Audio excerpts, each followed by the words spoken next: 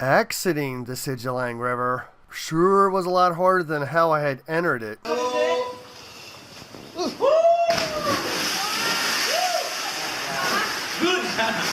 Man, the first 30 seconds of this walk nearly killed me. If this was my gig, I'd name this Billy Goat Trail. Our helpful guides, God bless their souls, saw how weary the ladies had become and offered chivalrously to carry their inner tubes for them.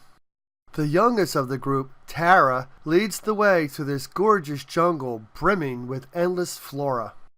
My wife, pulling up the rear, recaps the highlights of this body rafting adventure with an attentive guide. I couldn't help but notice how our vibrant fluorescent vests contrasted with everything around them. What's this? A hut way back in the middle of nowhere? As if we weren't remote enough, someone thought they needed yet another level of privacy. Perhaps campers frequent this tiny lodge on occasion. Yes, it would appear not long ago some people had indeed been camping, as here lay their campfire remains. Tara is perfectly framed in an emerald forest of 10,001 greens. The way the sun managed to penetrate this thick foliage was truly amazing. Our first opening in half an hour. Perhaps this is why a small grove of palms were able to thrive. This tiny patch of towering palm trees I found quite conspicuous. If you found yourself lost in this dense forest, surely this would make an excellent landmark. If you were brave enough, you could climb one of these and see for many miles around you. FYI, there are 3,000 plus species of palm trees, comprising 230 families in the world. So how to tell them apart? Easy. Look for nuts. At 4 to 5 years, the tree begins to grow a coconut. They attain full size in 6 months, but don't mature until a full year.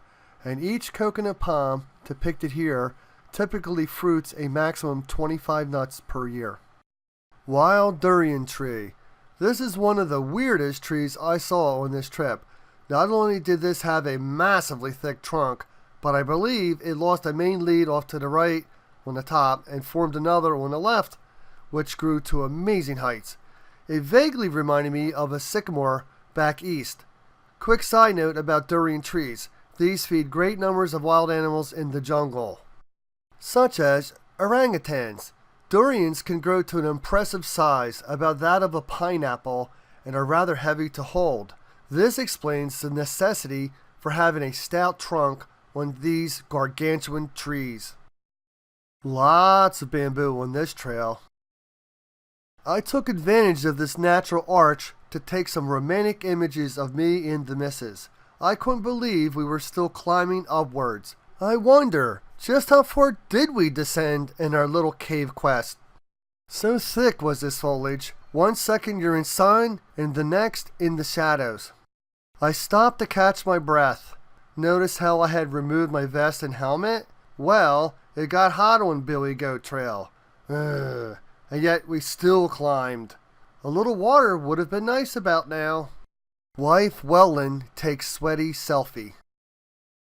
Sinkhole. These were heavily adorned with vegetation, and I couldn't get much closer or risk sinking into the softened soil.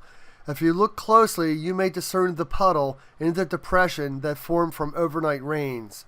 These funnel-shaped openings allowed rainwater to collect, and, I theorized, to eventually worm its way down into the cave. As more minerals dissolved away, these would only widen and deepen over time. A well-disguised scoria boulder covered in moss kind of reminded me of a giant moldy sponge. Rounding one final bend, we came upon a break in the canopy. This afforded us a glimpse of humanity. Noticeable signs of extensive farming in this pastoral panorama. Tiny huts like this allow coolies or Asian laborers a respite from the merciless burning sun or endless bone-chilling rains. It was nice to be traveling downhill for a change. After miles and miles of mindless walking, we made it to the plateau. At long, long last, I spied with thirst-driven eyes a tiny creek. God, I wish I could drink from this. Our equipment-laden guide plows through this creek, very determined to return to base. But only I stopped to cool my burning dogs in this cool water. Again, the water was crystal clear. What a beautiful view. Welland's countenance was one of admiration, suggesting her undiminished reverence for having grown up in such a profoundly aesthetic country.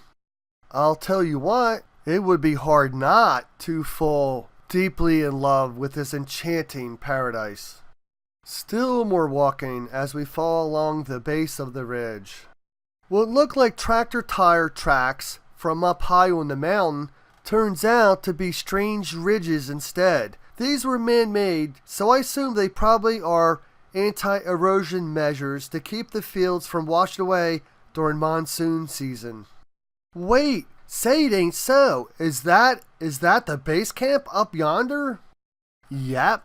In fact, Tara throws her hands up to rejoice. Home, home at last. As for me, I was thirstier than anything else. Note to self, if you're going to walk through miles of jungle, bring some water with you.